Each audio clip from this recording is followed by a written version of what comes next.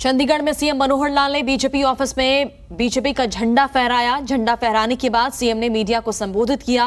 पहले बीजेपी की 2 सीटें हुआ करती थी, लेकिन आज बीजेपी देश की सबसे बड़ी पार्टी है। देश के अधिकांश प्रदेशों में बीजेपी की सरकार है। लोगों ने बीजेपी को नीतियों और विचारों से पसंद किया है। बीजेपी सभी वर्ग के लोगों को साथ में लेकर चलती है।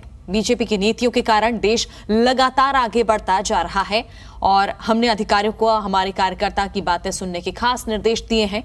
यदि कार्यकर्ताओं को इग्नोर किया जाएगा तो हम सख्ती से निपटेंगे।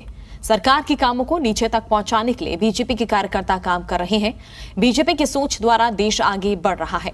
तो ये तमाम बातें कही गई मुख्यमंत्री के द्वारा, पन्ना प्रमुखों द्वारा सभी लोगों का खास ध्यान रखा जा रहा है।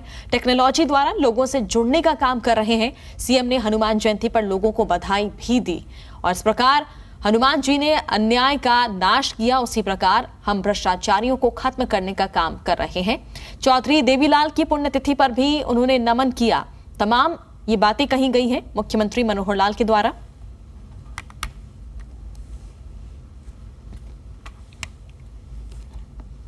6 अप्रैल सन 1980 भारतीय जनता पार्टी का स्थापना दिवस, पहला स्थापना दिवस था जब पार्टी की नींव रखी गई। और आज 6 अप्रैल 2023 43 साल का सफर जनता पार्टी का। बहुत कार्यकर्ताओं ने इस पार्टी को वहां से शुरू होकर और आज इस लेवल पर पहुंचाया है। आज दुनिया के सबसे बड़ी लोकतांत्रिक पार्टी ये बनी है और इस पार्टी ने इतना सफर जो तय किया है, समय समय पर बहुत से उतार चढ़ाव भी आए। एक समय था 1984 में मात्र 2 लोकसभा की सीटें थी और फिर एक समय ऐसा आया कि देश में सबसे बड़ी पार्टी बनकर के पूर्ण बहुमत की सरकार केंद्र में भी, विभिन्न राज्यों में भी, देश के अधिकांश राज्यों में। आज मैं कह सकता हूं कि जो हमारी नीतियां थी, जो हमारी पॉलिसी विचारधारा, उसको भारतीय जनता पार्टी की सरकारों के माध्यम से नीचे तक ले जाने के लिए पूरा जो वातावरण बना है, वो यहाँ के एक कार्यकर्ता ने जो मेहनत की है उसका ये परिणाम है।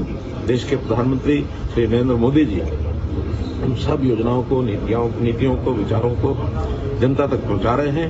खास करके अंत्योदय के भाव से गरीब जनता जो नीडी है, जरूरतमंद है, जो वनवासी क्षेत्रों में, ग्रामीण क्षेत्रों में, जातियों के हिसाब से हो चाहे क्षेत्र के हिसाब से हो, जो पिछड़े हुए हैं उन सबको, क्षेत्र के हिसाब से हो जो पिछड़े हुए हैं उन सबको और एक प्रकार से आगे बढ़ाने के लिए, ऊपर उठाने के लिए निरंतर प्रयत्न भारतीय जनता पार्टी सरकारें कर रही है। आज मैं बहुत संतोष से कह सकता हूं कि अब जो देश के बारे में पहले कहा जाता था, इस दिशा में कब लोग भटकेंगे और कैसे देश का नुकसान कर सकेंगे, लेकिन आज देश के अंदर स्थायित्व है, देश की एकता के मतलब किसी प्रकार का खतरा नहीं है और देश आगे आगे निरंतर मजबूत होता जा रहा है। ये भारतीय जनता पार्टी की सोच का